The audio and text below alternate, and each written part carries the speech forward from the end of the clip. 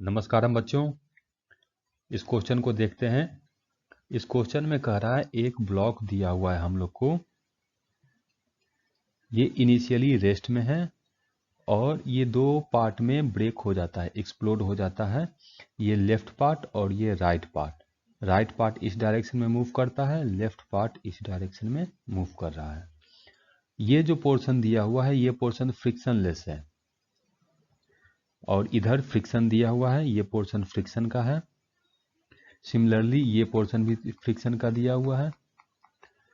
Left जो block है वो यहाँ पर पहुंचकर रुक जाता है। इसी तरह से राइट जो ब्लॉक मूव करता है वो यहाँ पहुंचकर रुक जा रहा है। यहाँ पर frictional coefficient mu L, D L, mu R, D R, ये सारी क्वांटिटी दिया हुआ है। साथ में लेफ्ट में जो ब्लॉक मूव करता है उसका मास, इसका मास हमको दिया हुआ है। तो हमें कैलकुलेट करना है कि इसका टोटल मास कितना है। Let us solve this question.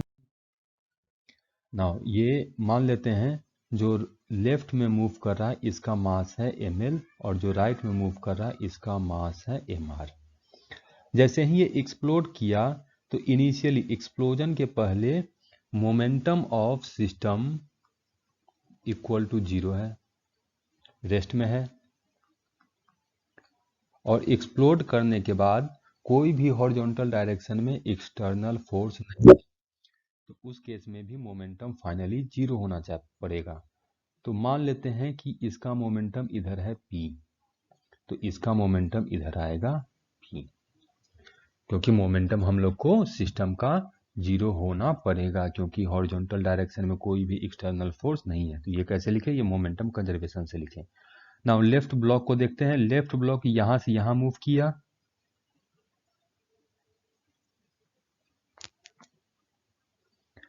अभी यहां से यहां जो मूव किया यहां पर कोई भी फ्रिक्शन नहीं है, तो यहां पर मूव कर यहां तक आते हुए भी इसका मोमेंटम रहेगा p, क्योंकि फ्रिक्शन नहीं है तो कोई भी एनर्जी का लॉस नहीं होगा। इसके बाद ये ब्लॉक आगे की तरफ मूव किया, यहाँ आने के बाद इसका मोमेंटम हो गया 0, इसका वेलोसिटी या इसका स्पीड हो गया 0, क्योंकि यहाँ आकर ये रुक गया। तो इस पोजीशन पे जितना भी एनर्जी था वो लॉस हो गया, work done by the friction. तो यहाँ से यहाँ के बीच हम वर्क एनर्जी थ्योरम लगाकर ये कैलकुलेट कर सकते हैं कि मोमेंटम कितना होगा। तो फॉर लेफ्ट ब्लॉक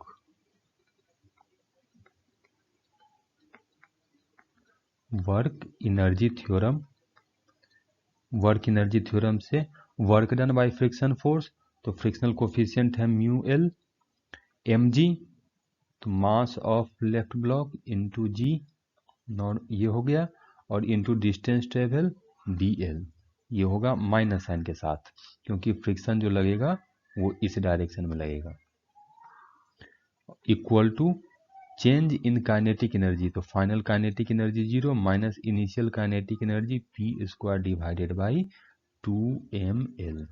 तो यहाँ से लिख सकते हैं हम लोग p square divided by 2g equal to mu L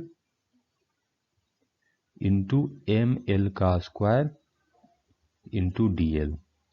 ये लेफ्ट ब्लॉक के लिए हो गया।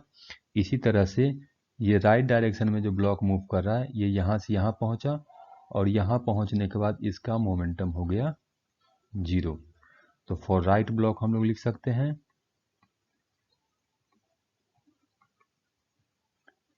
For right block work energy theorem, work done by frictional force minus mu R M R into G into D R equal to 0 minus P square divided by 2 into M into R.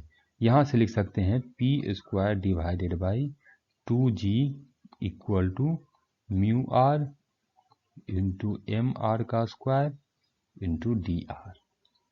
यहाँ से ये quantity और ये quantity दोनों same आ गया, तो हम लिख सकते हैं mu L into M L square into D L equal to mu into R into M into R का स्क्वायर इंटू dr। यहाँ हम लोग को क्वांटिटी दिया हुआ है म्यू एल है 0.4 ml, 2 दिया हुआ है तो 2 square into DL 0.15 equal to mu R 0.5 mr calculate करना है dr 0.25। तो यहाँ से mr आ गया हम लोग को mr equal to 4/5 √3 equal to 1.38 kg। तो मास ऑफ ब्लॉक